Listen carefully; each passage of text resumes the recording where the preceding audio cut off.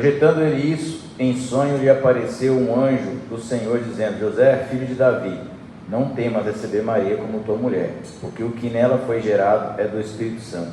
Ela dará à luz a um filho, e tu lhe porás o nome de Jesus, porque ele salvará o seu povo dos pecados dele. Aí em Mateus 3, o verso 16, assim: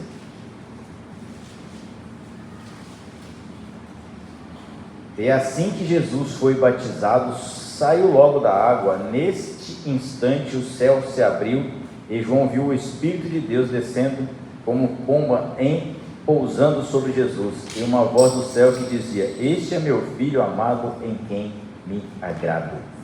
Senhor, em nome de Jesus, obrigado pela tua palavra, obrigado pelo teu poder, obrigado pelas tuas misericórdias. Graças te damos, ó Pai, porque aqui estamos, ó Deus. Sabemos das nossas falhas, limitações, mas também sabemos a grandeza do teu reino e do teu poder. Sabemos, ó Pai, que o Senhor é misericórdia e rico em misericórdia, Senhor, para nos trazer a sabedoria. Porque a tua palavra diz, ó Deus, que quem quer sabedoria, peça do alto, porque ela é boa, Senhor, e agradável aos nossos olhos, ó Pai.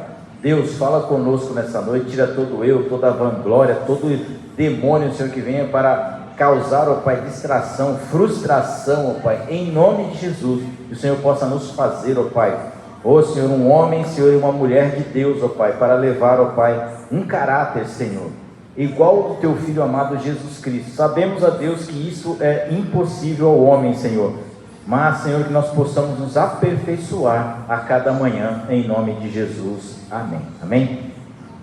Então, esse estudo aqui hoje, nós vamos falar do caráter perfeito. Não é o meu e nem o seu, é o caráter de Jesus, né? Quando a gente fala de caráter, né, a gente já tratou desses assuntos aqui. Falar do caráter de Jesus, mas até é difícil falar, viu? A Carol estava dando graças a Deus, ainda bem que você pegou os temas mais difíceis. Eu não entendi o que ela quis dizer, mas agora eu comecei a entender, né? Brincadeiras, irmãos. Então, quando a gente fala do caráter de Jesus, hoje nós vamos trazer algumas situações da vida de Jesus. Primeiro, nesse estudo nós vamos apresentar Jesus como Filho do homem. Nós vamos apontar o ministério de Jesus, né, e o seu sumo sacerdócio, e depois nós vamos tentar aqui explicar sobre a morte, ressurreição e a volta de Cristo. Quando a gente fala do caráter de Jesus, a gente fala: Jesus é perfeito. Bom, já acabou o culto, podemos ir para casa, está todo mundo respondido. Jesus é perfeito, não tem erro, né? Não tem o que denegrir a imagem de Jesus, não temos como colocar defeito em Jesus, né? Embora ultimamente nós estamos vendo algumas pessoas achando defeito em Jesus, mas é improvável que nós consigamos achar algum erro no Senhor Jesus, porque a Bíblia diz que ele nasceu homem, mas não pecou, e isso é o importante para a nossa vida. Então, quando a gente vai ler o caráter de Jesus, né, vamos a respeito de Jesus, o homem de caráter perfeito, é impossível nós encontrarmos palavras para descrever o que Jesus era. Você pode imaginar, você pode fazer algumas conjecturas, você pode pensar, mas descrever realmente eu não consigo entender. Eu acho que, assim, lendo, né, esses capítulos, eu descobri que acho que nem os apóstolos conseguiram detectar o que Jesus realmente era. Talvez quando morreram, se encontraram com o Senhor, talvez em Atos 2 começaram a entender a magnitude e o caráter de Jesus, né? Porque Jesus, ele foi homem, né? Normal. Sua entrada no seio da raça humana, que se achava em miséria espiritual, não somente significou Deus entre nós, como diz, né, Emanuel, Mateus capítulo 1, versículo 23, né? Deus conosco, Emanuel, Deus conosco, Deus que está aqui, mas o cumprimento da promessa do Criador. Quando nós lemos este Emanuel aqui, nós lembramos de Gênesis 3, capítulo 15, que vai falar da primeira promessa do Senhor, né? Então, quando a gente olha para Jesus e trata da origem humana do Senhor, porque tem gente que acha que Jesus é só espírito, né? Jesus é espírito, por isso que ele passou por tudo aquilo. Eu nunca vi um espírito com fome, irmãos. Vocês já viram? Já viram um espírito com fome aí? Tá na fila do McDonald's? Não. Ou lá no restaurante self-service? Não. Jesus tinha fome. Jesus tinha sede. Jesus tinha, como dizia, emoção. Então, Jesus era realmente homem, né? A origem humana de Jesus fez ele homem a fim de redimir o homem perdido, através do ministério da encarnação. Encarnação é quando o Senhor se manifestou em carne, ele quer dizer o verbo divino. Isso nós vamos encontrar aqui em João 1,14. E o verbo se fez carne e habitou entre os homens, entre nós, né? Mas essa promessa de Deus, ela se cumpriu em qual tempo? No Cronos ou no Kairos?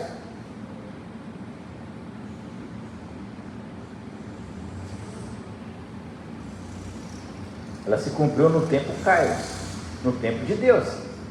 Porque se fosse no tempo Cronos, ela teria se cumprido lá no Jardim do Éden, tempo de Adão, né?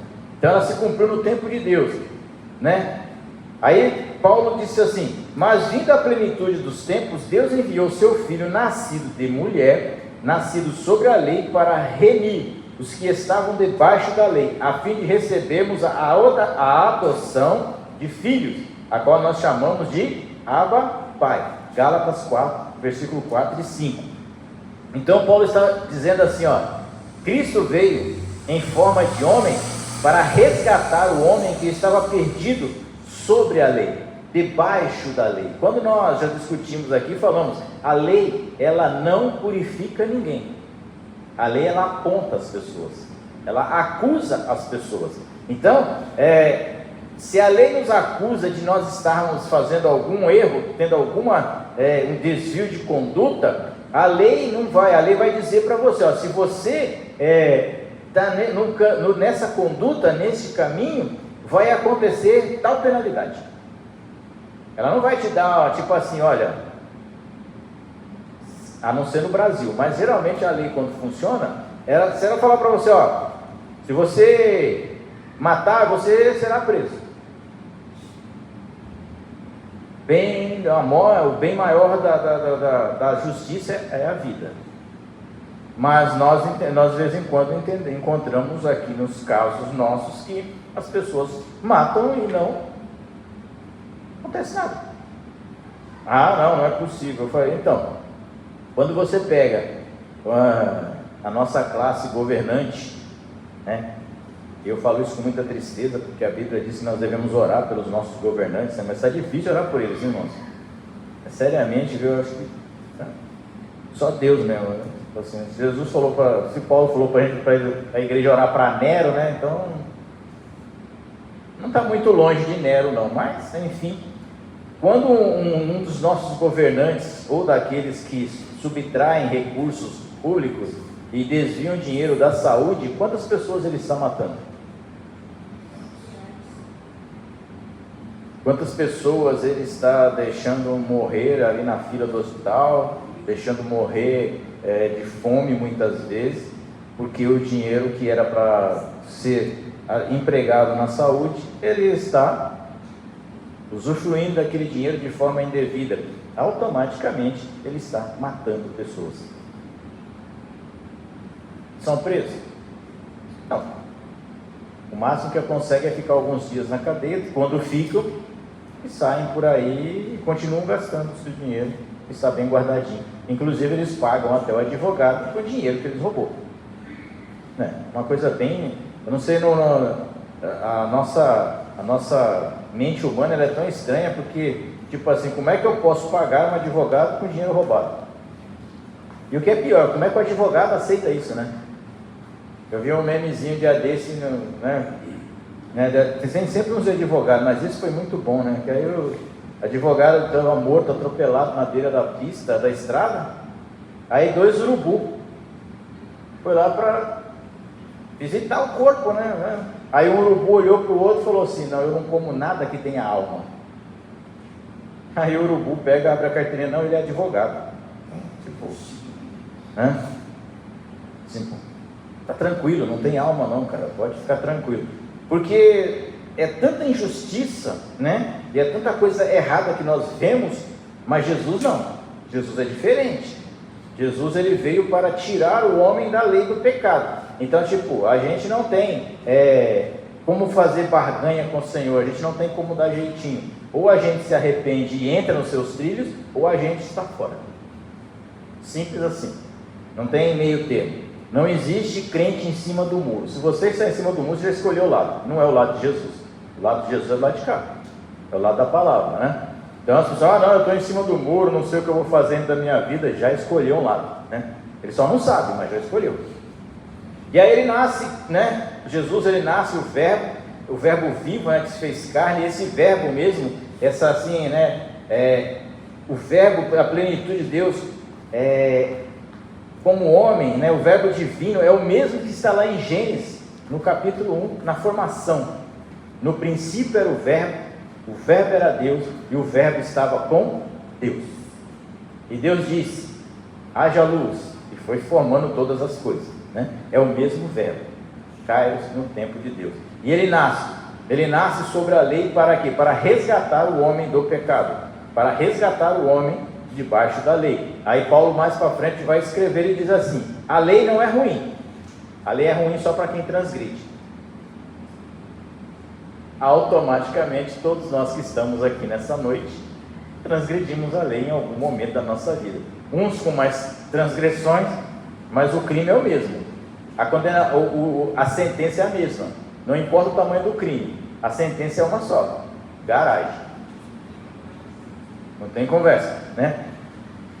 Jesus, ele teve a sua entrada no mundo, né? Ele foi marcado por eventos de caráter espiritual de grande significado. Qual foi o que marcou a entrada de Jesus? Nós lemos aqui: Jesus vai lá, falamos semana retrasada, Jesus vai lá, visita Maria em Nazaré. Não é todo mundo que nasce recebendo a revelação de um anjo. Então o primeiro caráter é espiritual. O anjo foi e visitou Maria e falou para ela: Gabriel, vai lá, trata de Maria, porque Maria vai precisar, né? Para anunciar a Maria, sua mãe, Salvador do mundo. Ele seria gerado pelo Espírito Santo. Lucas 1, 30, 31, né? E é o versículo 34, 35. Ao ser concebido Jesus, verdadeiro homem, verdadeiro Deus. Como é que nós entendemos isso? Quando nós pegamos a história de Jesus, nós vemos os 3 reis magos, quando eles sobem para ver que havia uma simbologia da estrela de Davi. Eles sobem, eles levam 3 presentes, né? Alguém lembra dos presentes aí? Isso aí: ouro, incenso e mirra, né? Então vamos lá, vamos destrinchar isso aí. Ouro, reinado de Cristo. Porque ninguém vai encher de beber, irmão, levar ouro, incenso e mirra.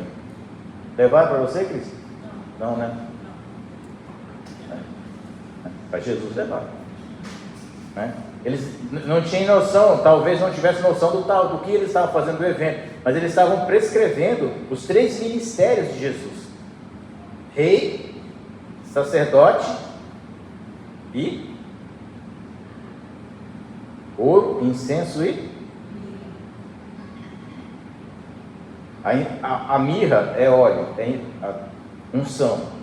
O ouro é o reinado e a mirra é oração, né?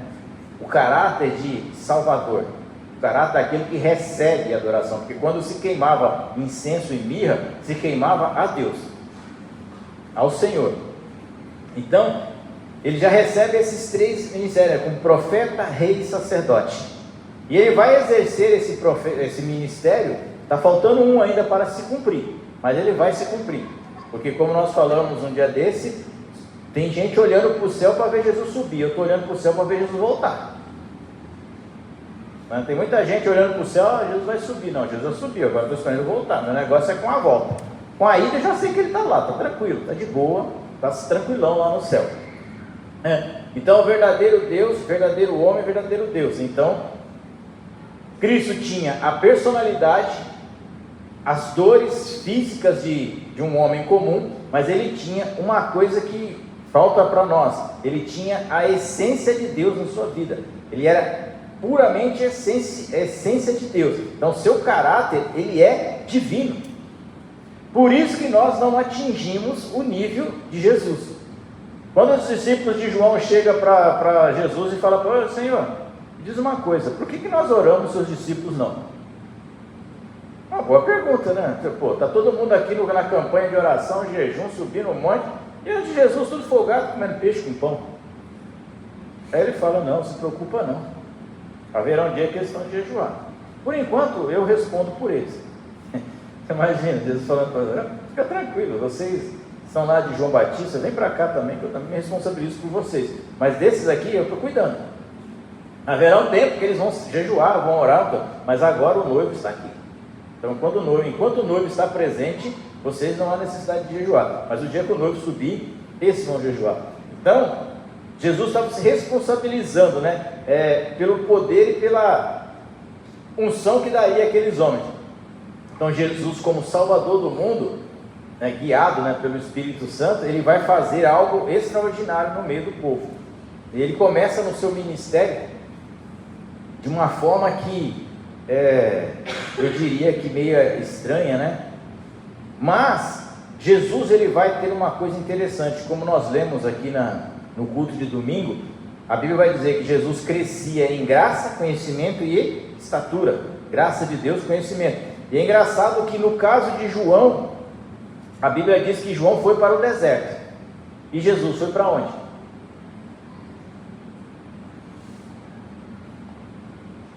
Dos 12 até os 30 anos. O que Jesus fez, irmãos?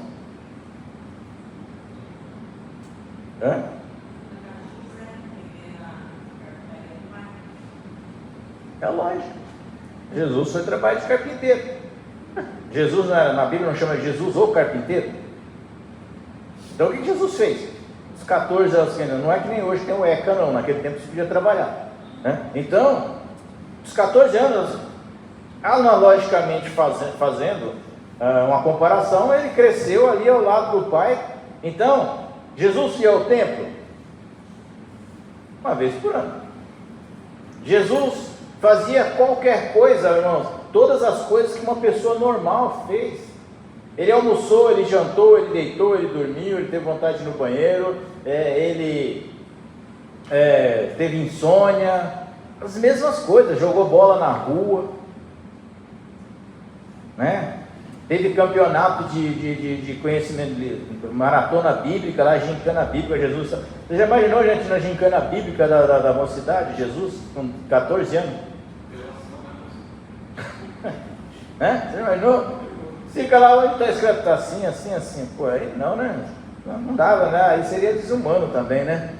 Então Jesus, ele cresce de uma maneira singular, porque ele viveu uma vida normal, irmãos, dos 12 até os 30 anos. A vida de Jesus era ajudar o Pai a trabalhar, a fazer as coisas, a ir em festas de casamento, ir em reuniões, ir ao templo uma vez por ano. Não tem nada de anormal na vida de Jesus. Por que ele fez isso? Simples, para provar para nós que a nossa vida, ela é igual. A diferença é que ele era o Salvador do mundo e nós somos salvos por ele. Só essa diferença. Ele carrega o pecado da transgressão e nós nos livramos do pecado da transgressão através de Cristo Jesus. Então, o caráter de Jesus é singular, porque tudo que ele faz em todos os tempos, né, na sua infância, adolescência, sua criação, foi tranquila, esmerada. Cresceu no templo, participava das reuniões. Quando ele completou 12 anos, ele já participava das reuniões, porque todo filho judeu com 12 anos, ele vai ao templo, ele já é considerado filho do templo. Então não tem nada de anormal quando Jesus está lá no templo discutindo com os anciões. Não, é normal, né? Ele cresce, O menino crescia, fortalecia em espírito, cheio de sabedoria, e graça de Deus estava sobre ele. Hoje nós somos filhos de Deus e a graça do Senhor está sobre nós, né? Por isso que nós estamos aqui nessa noite. Nós poderíamos estar em tantos outros lugares, né? Ora, todos os anos iam seus pais a Jerusalém, a festa da Páscoa, está lá em Lucas 2, 40 e 41. Dos 12 aos 30 anos, provavelmente Jesus exerceu a função do pai, que era comum naquela época. Quem era marceneiro, ourives, assim, ele era carpinteiro, aguardando o momento de iniciar o seu ministério terreno, em prol da salvação humana. Seu caráter humano refletia a natureza divina. Aí é que está o problema. O caráter humano de Jesus refletia Deus. Assim como Moisés descia do monte e ele refletia a Deus através do seu rosto, assim Jesus também refletia o caráter, o divino, nele, aqui presente. Então as pessoas olhavam para Jesus e falavam: é alguma coisa estranha nesse menino, né? Esse menino é diferente, né? E porque ele refletia o caráter, né, da natureza divina. E a natureza divina é aquela que nós tínhamos lá no Jardim do Éden, que não tínhamos medo de Deus, nós éramos amigos de Deus. Tanto é que a Bíblia diz que Jesus nos reconciliou com Deus. Reconciliar significa porque nós estávamos brigados. Quem já brigou aqui essa semana, né? Quem já brigou aqui? Ah, eu vou brigar, né? Brigou com fulano, brigou com ciclano, mas eu vou lá e reconcilio, faço uma reconciliação. É o caráter de Jesus, né? Ele nos reconciliou. Ele foi apresentado ao mundo como o Verbo, que era Deus, sendo o Criador de todas as coisas, como eu disse para você lá em Gênesis 1:1. Estava no princípio com Deus, todas as coisas foram feitas por Ele, e sem Ele nada do que foi feito se fez. João 1, do 1 ao 3. Filho do homem, você sabe, a Bíblia vai dizer que um dos temas que Jesus,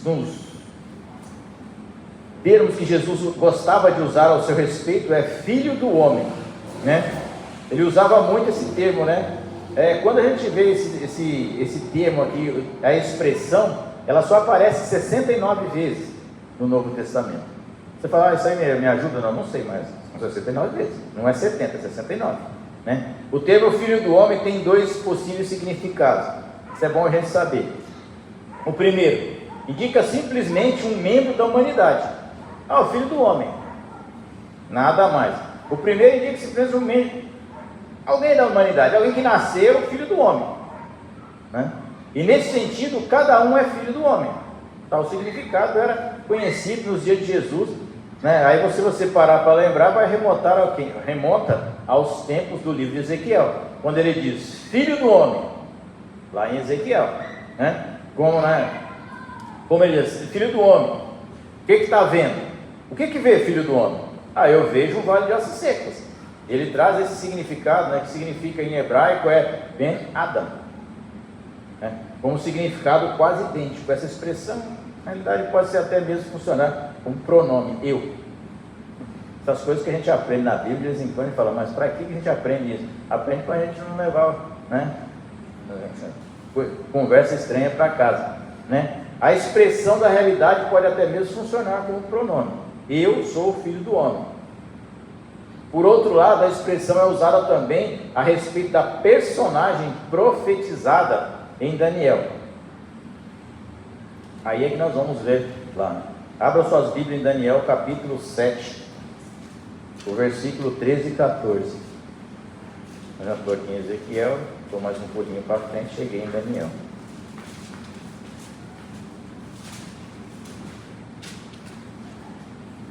Aqui nós estamos falando naquela discussão que nós estávamos um dia desse, né?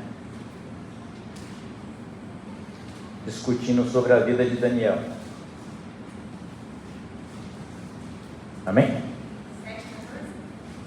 7, 13 e 14. Jesus, a hora já foi.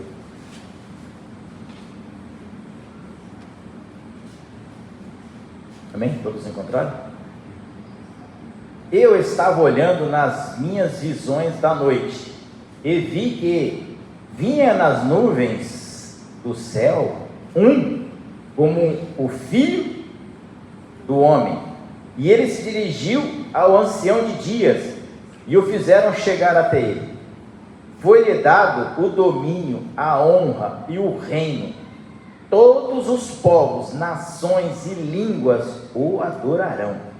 O seu domínio é um domínio eterno, que não passará, e o seu reino é único, o que não será destruído. Aí eu gosto do versículo 15. Quanto a mim, Daniel, quer dizer, a meu respeito, só me restou uma coisa: cair, desmaiar, ficar doido, estou preso, né? Quanto a mim, Daniel, o meu espírito foi abatido dentro do meu corpo, e as visões da minha cabeça me espantaram.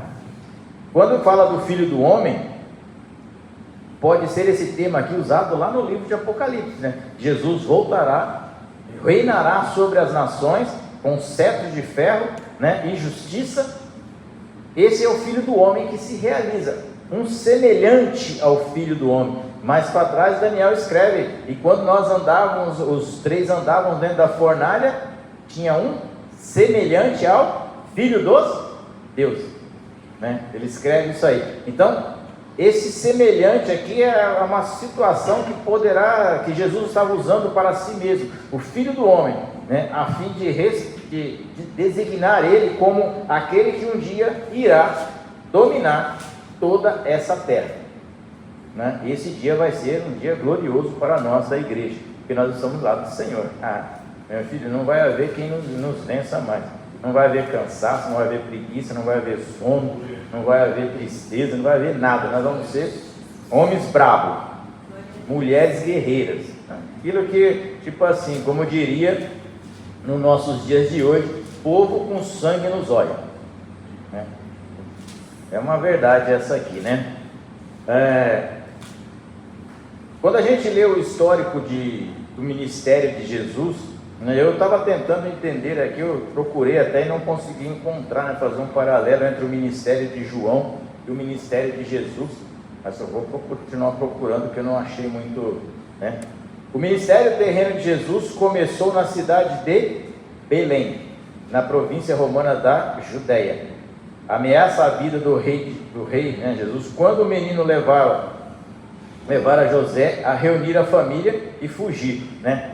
Quando Herodes descobre que nasceu um rei, ele fala: peraí, que rei é esse, mano? Rei dos judeus? Vai tomar o meu lugar, então vamos conhecer, vamos matar ele. E aí a Bíblia vai dizer que eles vão e fogem para o Egito, para que se cumprisse o que foi escrito: do Egito fiz subir o meu Senhor, né, o meu rei, né? E ao retornarem, Deus recomendou que se estabelecesse em Nazaré, na Galiléia. Com aproximadamente 30 anos, Jesus foi batizado no Rio Jordão, né? Logo depois foi tentado por Satanás, e no deserto da Judéia. Então Jesus principiou seu trabalho em Cafarnaum e passou a ministrar por toda Israel, proferindo a parábolas, ensinando sobre o reino e curando os enfermos. Lembra que um dia atrás eu perguntei para vocês onde é que Jesus tinha começado o seu ministério? Aí todo mundo pensou que era lá na festa do vinho, né? E eu falei para vocês: não, gente, começou em Cafarnaum. Quando ele lê aquele manifesto de Isaías, diz: o Espírito do Senhor está sobre mim, e ungiu a pregar as boas novas, o Evangelho. Estava lendo Isaías 64, se não for me engano. Ali começa o ministério de Jesus. Os milagres de Jesus começou lá no casamento, mas o ministério começou em Cafarnaum. Não confunda milagre com ministério. Mas não é a mesma coisa? Não, a mesma coisa é outra coisa, né? Jesus pega e é batizado. Se nós fôssemos estudar o caráter de Jesus, nós poderíamos estudar o caráter de Jesus na tentação, quando ele vai ser tentado pelo diabo no deserto, e ele vai lá e ele mostra o caráter de Deus através da vida dele, né? Porque Jesus foi tentado lá nas três áreas do ser humano, né? Se nós estudarmos um pouquinho e entendermos um pouquinho, nós vamos ver que Jesus foi tentado na sua carne. Quando Satanás pergunta para ele: e aí, está com fome? Não, só faz 40 dias que eu não como, estou sem fome nenhuma. Você não está com fome não, Jesus? Jesus olha para ele e fala: claro que eu estou com fome, né, o cara aparelho. Então, está vendo a pedrinha ali, ó? Faz um pãozinho para você dela. Eu sei que você pode. Aí Jesus olhou para a cara dele e falou: Satanás, você foi chutado do céu, nem foi por mim, foi pelo meu segurança. Você acha que eu vou cair na tua? Pedra, pão, porque está escrito: nem só de pão viverá o homem, mas de toda a palavra que procede da boca de Deus. Satanás olha para e pegou. Mas Satanás é malandro, né? Ele não vai tentar você uma vez só na vida, ele vai tentar todos os dias. E aí ele tentou Jesus na fome, porque nós, quando estamos com fome, nós somos capazes de coisas horríveis. Nossa, isso é psicologicamente comprovado. A pessoa com fome, ela é capaz de fazer coisas horríveis, inclusive até o canibalismo. Fome de Samaria. Hã? Fome de Samaria. Está lá a fome de Samaria. A mulher matou o filho, cozinhou, no outro dia era para matar o da outra, falou: não, meu não, escondeu. Você tem noção, para o cara comer esterco de pombo, né? Isso você sabe que a lei, inclusive a lei nos dá a garantia que se nós estivéssemos morrendo, eu estiver morrendo por uma situação de fome, e eu puder matar alguém para salvar a minha vida, eu não sou condenado a crime, tá? Só para você ter uma noção do que você faz com fome. É que você aqui nunca teve fome na tua vida, nem eu.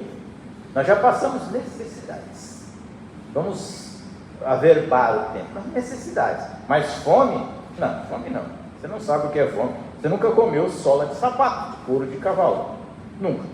Graças a Deus por isso. Nem vai precisar comer, porque o Senhor te dá todo dia arroz, feijão, pãozinho.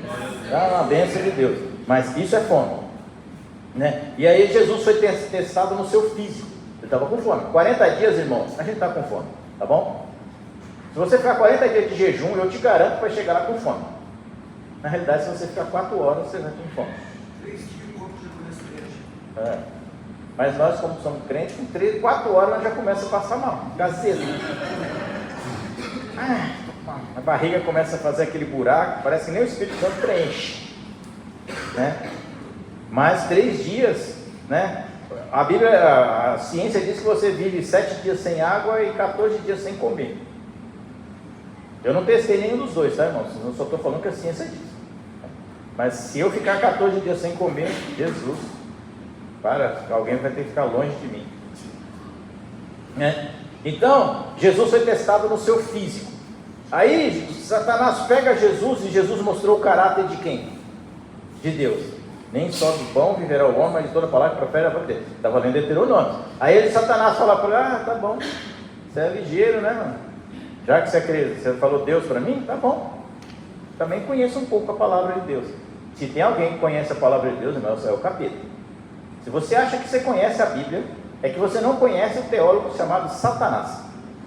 Ele é pós-graduado, perito, influente, só não tem revelação, porque a revelação pertence aos servos de Deus.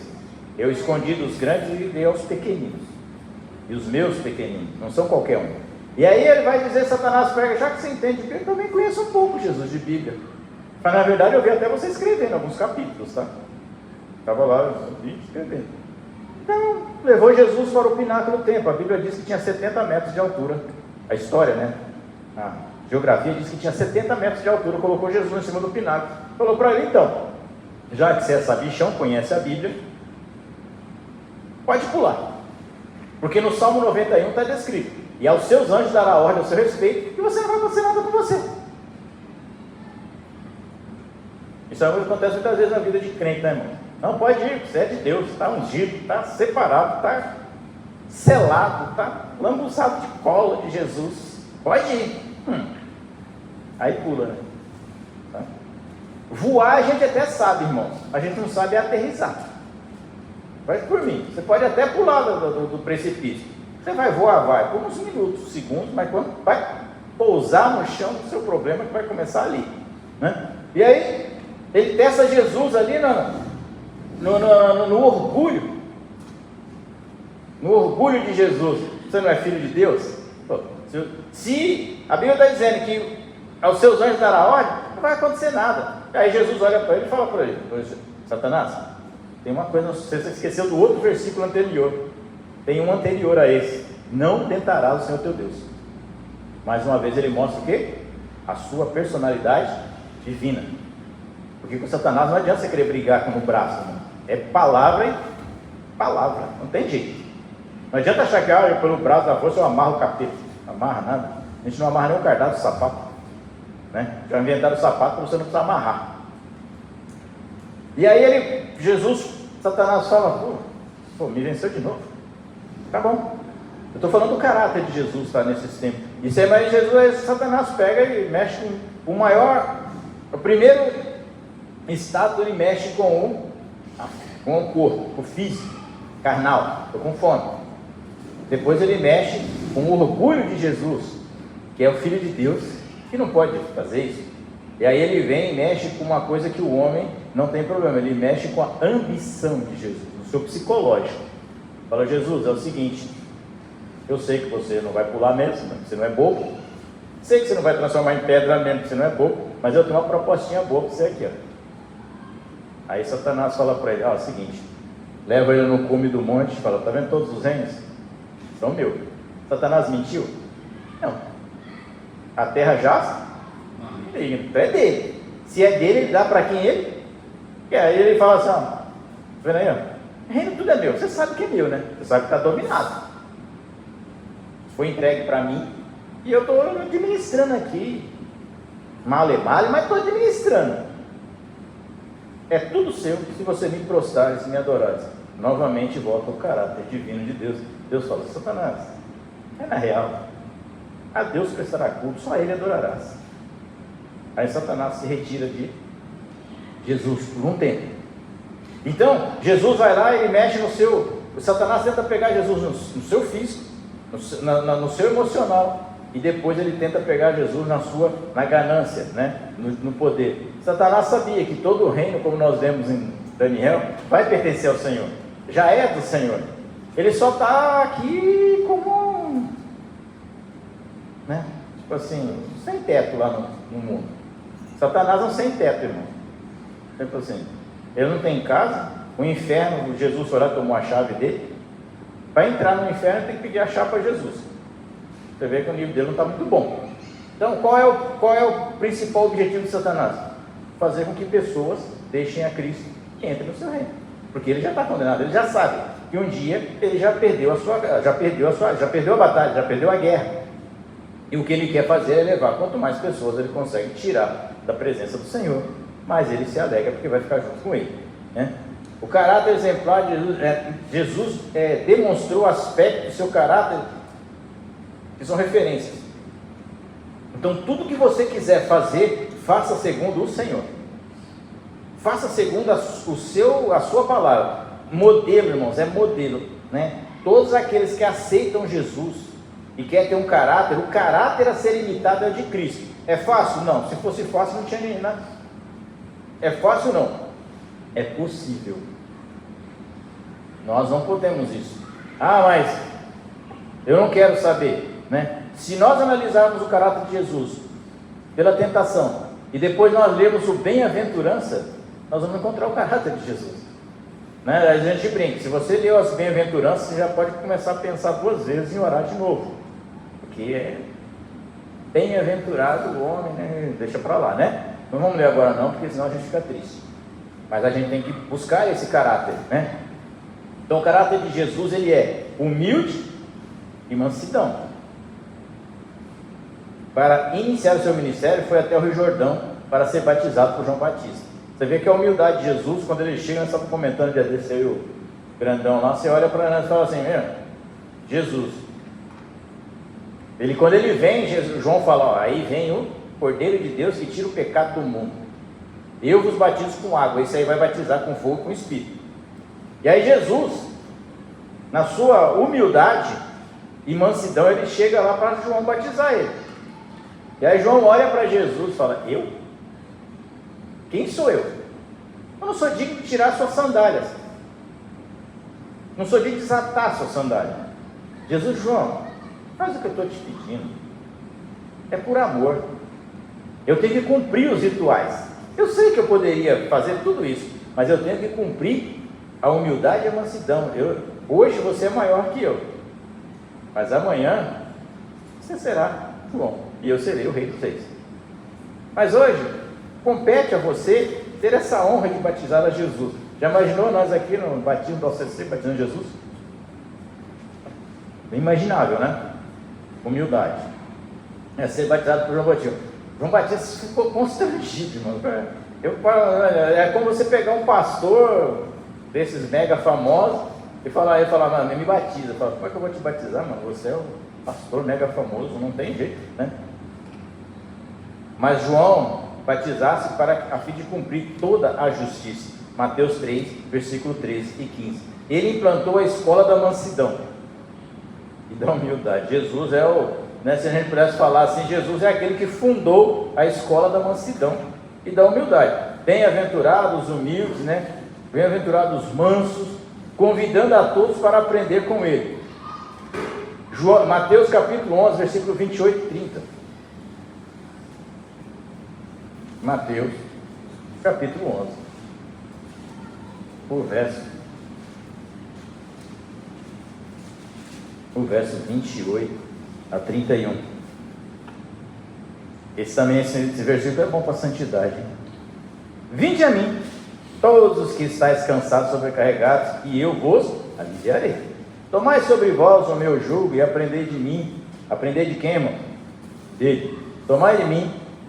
Tomai sobre vós o meu jugo e aprendei de mim, porque eu sou manso e humilde de coração, e encontrarei descanso para as vossas almas, pois o meu jugo é suave e o meu fardo é leve. Então, meus irmãos, Jesus criou a escola da mansidão e da humildade, né? Sendo Deus Criador e Senhor, a Bíblia diz que Jesus despojou-se dos seus atributos divinos e tornou-se homem, e humilhando-se até a morte. Filipenses 2, 6 a 8. Mesmo sendo Deus, não usurpou, não ousou ser igual a Deus, antes se entregou por si, né? Deixou a vontade dele para tratar algo maior, levar algo maior. Por exemplo, Jesus, ele fez um trabalho que só escravo fazia. Qual é? Exatamente. Quando Jesus pega a toalhinha, bota no ombro, pega a bacia com água e chega para lavar os pés dos discípulos, os discípulos olharam e falaram: você está doido, o meu pé tu não lava não, Jesus. Pedrão já foi logo metendo a louco, né? O meu você não lava não. Aí Jesus dá uma resposta para Pedro: Pedrão, se eu não lavar o teu pé, tu não tem parte comigo. Aí Pedro é um cara bem estranho, né, irmão? Do mesmo tempo que ele não queria que lavasse o pé dele, depois quando Jesus falou: se não lavar, você não tem parte comigo. Então já logo toma um banho completo, senhor. Lavar em geral, vá de baixo em cima. Aí ele fala: Pedro, você já está limpo pela palavra. Então Jesus era humilde, que ele pegou lá e falou assim: eu vou lavar os pés. Esse era trabalho de escravo. Só o escravo lavava os pés do seu senhor. O senhor chegava tarde da poeira, ele ia lá e lavava, né? E Jesus fez isso. E ele fala assim: se você não tratar o outro como eu estou te tratando, eu sou exemplo, Pedrão. Eu sou exemplo, discípulo. Seja os meus imitadores. Aprendei de mim. Eu estou ensinando vocês. Isso aqui é uma lição de vida, que daqui para um tempo vocês vão ter que aplicar isso na vida de vocês, né? E aí ele diz aqui, lavando os pés dos seus discípulos, né? João 13, 1 ao 5. Mansidão e humildade são requisitos indispensáveis para quem quer ser um cristão. Não, foi ministrado aqui, não tem jeito, irmão. Quer ser cristão? Seja humilde, seja manso. Eu sei que de vez em quando dá vontade de torcer o pescoço, eu sei. Jesus também foi. Jesus pegou o chicote lá, desceu a borracha nos caras lá no caminho. Acho que foi a única vez que Jesus perdeu a linha, né? O catou e falou: pelo amor de Deus, passa para minha casa, você vai chamar da casa de oração. Vocês estão fazendo um covil de ladrões, isso aqui, de salteadores. Desceu o cordão no pessoal lá, quebrou as mesas de camisa. Isso resolveu algum problema? Não. No outro dia eles estavam lá de novo vendendo os bois cegos, as pombinhas galejadas, eles não estavam nem aí. Mas Jesus deixou o exemplo, né? Aí os discípulos falaram: e aí se lembraram, o zelo da minha casa me consumirá, né? Misericórdia e compaixão, né? Ele teve compaixão das multidões. Né? Jesus olhava para as multidões e falava: puxa vida, esses caras estão com fome, vou dar um pãozinho, um peixinho para eles. Né? Olha, o casamento do noivo, o noivo vai ficar mal falado, porque o vinho ficou ruim, acabou o vinho, vão falar mal, nem casou e já está nessa perreira danada. Imagina quando tiver filho, então não vai conseguir tratar, se não trata nem da noiva, vai tratar de filho. Deus me livre, ô casamentinho miserável, não credo, me arrependi de ter vindo, porcaria de casamento. Nem me convida mais, né? Já casou, né? Eu sei que no casamento, irmão, você pode fazer a melhor festa do mundo, alguém vai sair reclamando. Eu sei que vai. A batata estava dura, o bife estava salgado. Ixi, você viu aquele chopp lá? Estava azedo. Ah, você viu o suco? Nossa, que suco ruim, deve ter comprado lá no Paraguai. Vai ter sempre um abençoado para te elogiar pelas costas, né? Sempre, você pode fazer o melhor. Nossa, o champanhe era muito fino, não sei beber. A taça era de cristal, quebrou na minha mão. Não, será que não tinha um copo de maionese lá para me vender, para me tomar? Vai ter sempre alguém.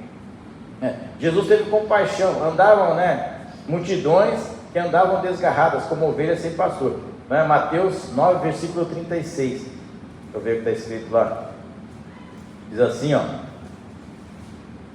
vendo ele as multidões, tinha grande compaixão delas, porque andavam cansadas e abatidas como ovelhas sem pastor. Que nem eu e você, nós encontramos Jesus cansados e abatidos, e ele fala: puxa vida, vou largar 99, vou pegar mais esse aqui. É o bom pastor, né? Ele compadeceu das pessoas famintas, Mateus 15, 32. Ele vai dizer assim: olha, dá alguma coisa para comer para esse povo aí, esses crentes aí.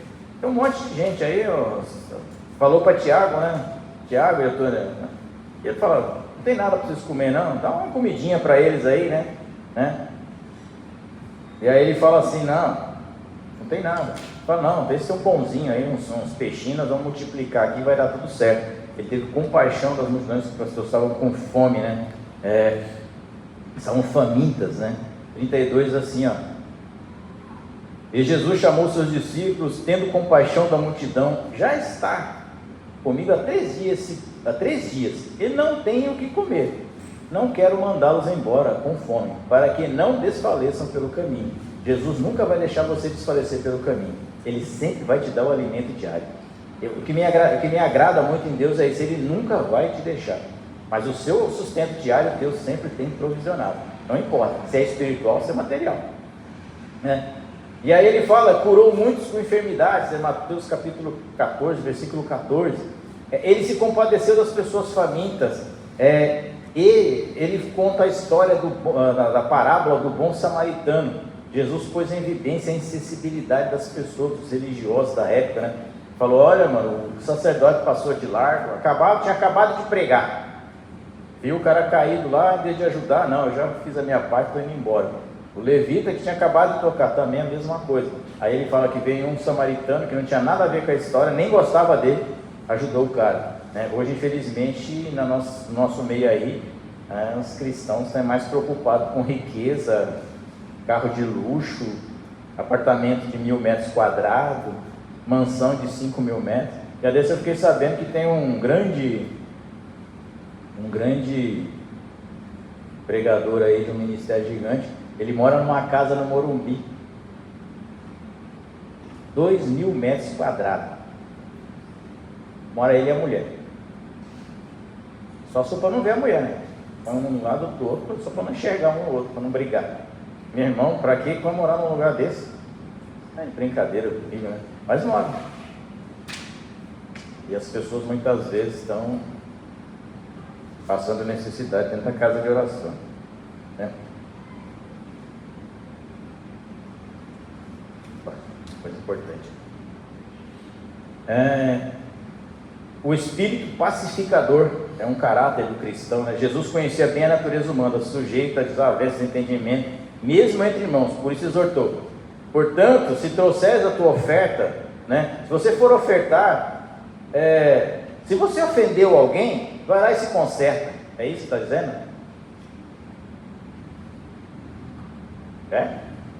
Ou eu ofendi alguém, não vou se ofertar, não. É isso?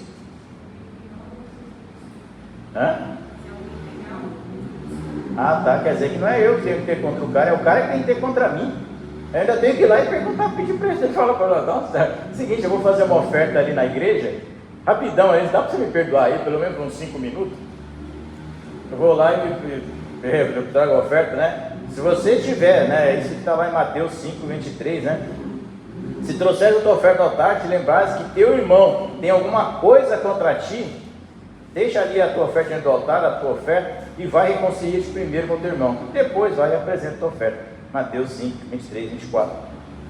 De forma mais prática, ele reproduziu a mensagem do Salmo 133, bastante esquecida entre nós ultimamente, né? Oh, quão preciosa é a nossa comunhão, é como óleo precioso que desce pela barba de Arão. União. Salmo 133. Paulo aconselha a nos ter paz com todos, sempre que possível. Então nós temos que ter paz com as pessoas, irmão, embora às vezes não dependa de nós. Quando não depende de nós, aí é cada um pro seu lado. Hoje eu vou explicar para você, deixar bem explícito. Quando não depende de nós, cada um pro seu lado. Mantenha-se uma distância, como diz aquele provérbio, tem gente que é que nem nuvem, quanto mais longe você, mais limpo fica o céu. Então, às vezes a gente tem que se retirar também, né? Sempre que possível, Romanos 12, 8, né? E Hebreus 12, 14 também fala a mesma coisa. Na prática, ele demonstrou o seu imenso amor pelos pecadores. Quando nós lemos a história de João 8, 11, seus discípulos ensinou: como o Pai me amou, também eu vos amei, permanecei no meu amor. João 15, 9, ele declarou ao doutor da lei que o maior mandamento é amar a Deus acima de todas as coisas, e o segundo é amar o seu próximo como a si mesmo, né? Mateus 22, 34 ao 40, o amor é a marca do cristão, é o amor que faz o caráter do cristão ser moldado como a presença de Deus. Se não tiver amor, eu nada seria, né? Como diria aquela famosa canção, baseada no livro de 1 Coríntios, capítulo 13, né? O caráter de Deus e Jesus é referência para a igreja. Ele disse: porque eu vos dei o exemplo, para que como eu vos fiz, façais vós também. João capítulo 13, versículo 15. E seu aspecto espiritual, uma coisa que eu achei muito interessante nessa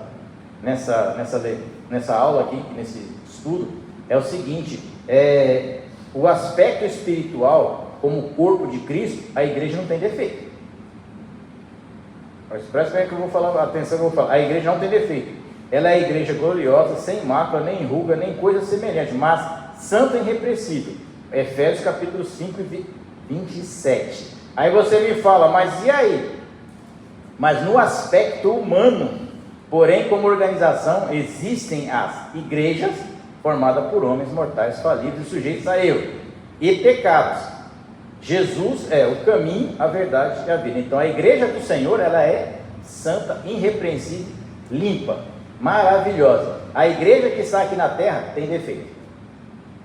Então nós temos que conviver com essa igreja que está aqui na terra, sermos limpos, santos, para sermos uma igreja gloriosa e impecável, né? O ministério de Cristo, né, na terra, Cristo se fez homem e servo, sendo rico. Se fez pobre, né? Sendo rico, se fez pobre. Sendo santo, foi feito pecado. Segundo aos Coríntios 5, 21. Fez-se maldição. Gálatas 3, 13. E foi contado com os transgressores, sendo digno. Consideraram indigno. Foi ainda feito menor que os anjos, que devem ter ficado espantados ao verem Deus encarnado. Você imagina a cara dos anjos lá no céu, irmão? Quando viu Jesus aqui?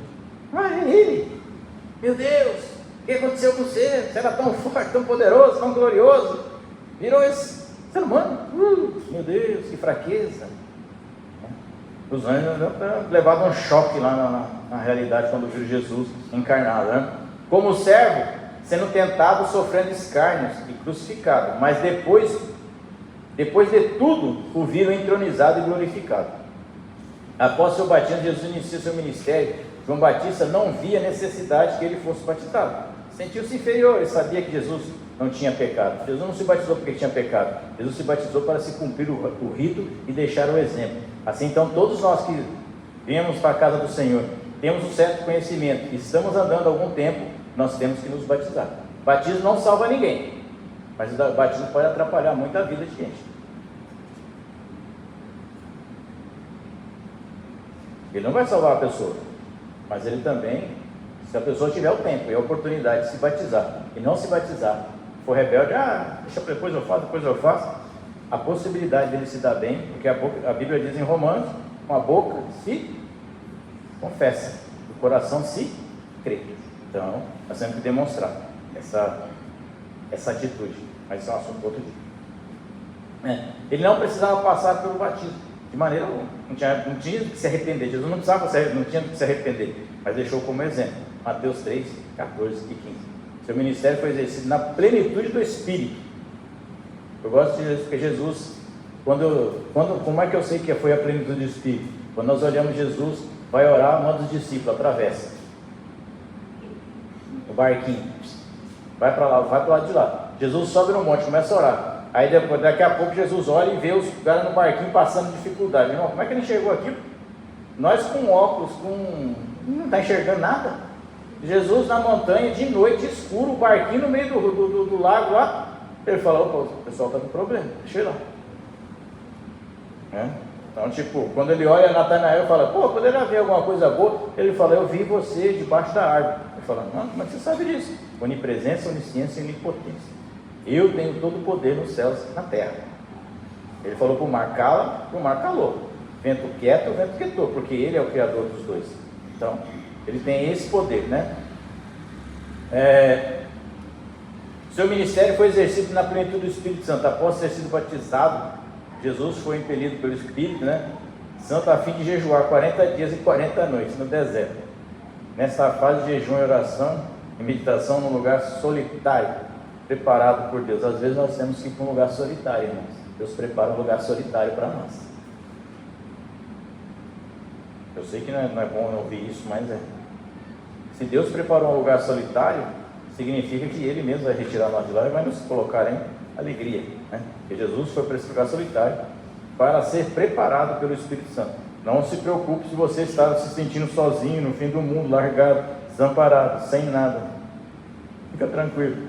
Se é o Espírito Santo de Deus que te levou para lá, é o mesmo Espírito Santo que vai te fazer sair de lá, né?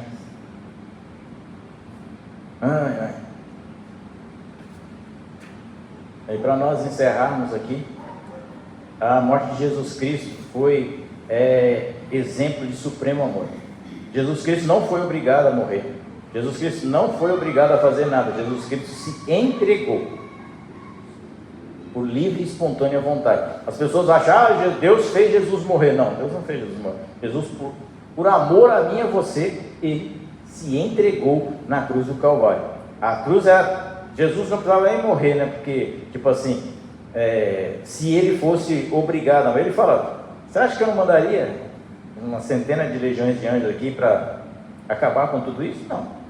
Eu estou aqui por livre e espontânea vontade. Eu estou aqui para obedecer àquele que me enviou. Ele fala, Pai, se for possível, passa de mim esse cálice. Contudo, cumpra-se em mim o que? A tua vontade. Então, quando a gente fala da morte de cruz, né? Ele levou o auge do caráter amoroso de Jesus, porque Paulo fala, por um bom até a gente pensa em morrer, mas por mim, meu amigo, Jesus não morreria não, né? Ele está falando em outras palavras, aquele que matava, que jogava, apedrejava, passava o fio da espada, por esse eu não morreria não, mas por um bonzinho, talvez alguém se colocasse. Mas Jesus morreu por nós ainda sendo pecadores. Isso é declaração de amor. Não só declaração, como ação de amor. Porque muita gente declara que ama, não é uma coisa nenhuma, né? Deixa para lá isso aí, né? A ressurreição de Jesus. A ressurreição de Jesus e a sua vinda, para nós encerrarmos aqui, se para Jesus se tornar humano, Ele teve que abrir mão da glória de Deus. Se Ele precisou abrir mão de todo o seu poder, de toda a sua glória, de toda a sua autoridade, para se tornar homem, para ressuscitar, Ele retomou a sua plenitude de sua grandeza divina. Venceu todas as forças do mal, resultante da queda do homem, né? 1 Coríntios capítulo 15, 19 e 26. Então, se Jesus, para se tornar homem, ele despiu-se da sua glória, deixou ela no céu. Para a ressurreição, ele tomou a plenitude da sua glória, porque a vida está nele. Então ele diz: ó morte, aonde está a tua vitória? Ó morte, aonde está o teu aguilhão? Tragada foi a morte pela vida. E a vida está em quem? A vida está em Cristo. Então a plenitude, quando Cristo ressuscita, é a plenitude de Deus. As cordas estouram, os soldados saem loucos, correndo de medo, e tinha que correr mesmo, é porque a plenitude de Deus estava nele. Então, tipo, não haveria pedra que segurasse Jesus, não havia lençol, não havia espada, não havia cruz, nada poderia segurar Jesus, porque ele é a ressurreição e a vida. Então a vida venceu a morte. Então o caráter de Jesus é o supremo amor de Cristo, é isso, morrer por nós como homem, mas ressuscitar como Deus. Então Jesus ressuscitou, ele está sentado à direita de Deus, como o nosso querido Estevão viu, né? Olhou para o céu e viu Jesus em pé à direita de Deus, de braços abertos, esperando ele ser apedrejado. Às vezes Deus deixa que as pessoas sejam apedrejadas para recebê-los. Eu estava pensando nisso comigo, falei: não, você deixa quieto, não quero ser apedrejado não, estou bem aqui, obrigado, isso aí eu passo, essa aí eu passo. Mas às vezes acontece, um apedrejamento aqui, uma pedrinha ali, outra colar, mas faz parte do reino dos céus, amém? Esse foi o ensino, irmãos. Eu espero que vocês tenham absorvido algumas palavras. Eu sei que não dá para absorver tudo, porque é tanta coisa que a gente fala aqui, então, mas que vocês tenham aprendido um pouquinho com o caráter cristão, porque eu fui ver esse ano agora, acho que foi esse ano agora, começo do ano, voltaram realmente com essa mesma lição aqui, caráter cristão. Esse aqui é, acho que é de 2017, se não for me engano, esse estudo, e voltaram o ano passado com esse estudo, porque é uma coisa que você tem que sempre estar reciclando, amém? Eu vou chamar a Carol aqui, porque a semana que vem vai ter mudança de